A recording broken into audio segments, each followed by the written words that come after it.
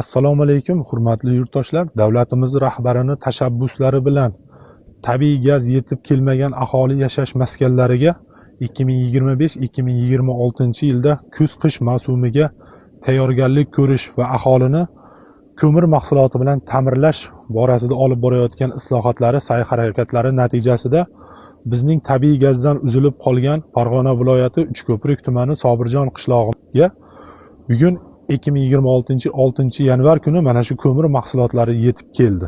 Buning uchun mahallamiz raisi, tumanimiz hokimiyat vakillari, viloyatimiz rahbarlari hamda davlatimiz rahbariga o'zimizning hamda mahalladoshlarimizning minnatdorchiliklarimizni bildirib qolamiz. Biz istardikki, bizning tabiiy gazdan uzilib qolgan qishlog'imizga yaqin yillarda yana tabiiy gaz qaytib kelishligiga yaxshi niyat, yaxshi tilak bildirib qolamiz. Hamda mana shu ko'mir mahsulotini bizlargacha yetib kelishligiga o'zini hissasini qo'shgan konchidan tortib texnikigacha, rahbarlardan tortib oddiy ishchilarigacha, shofyorlarigacha hammangizdan mehnatingizga rozi bo'ling. Siz yuborgan arzonlashtirilgan davlat narxidagi ko'mir bizning xonadonlarimizga yetib keldi.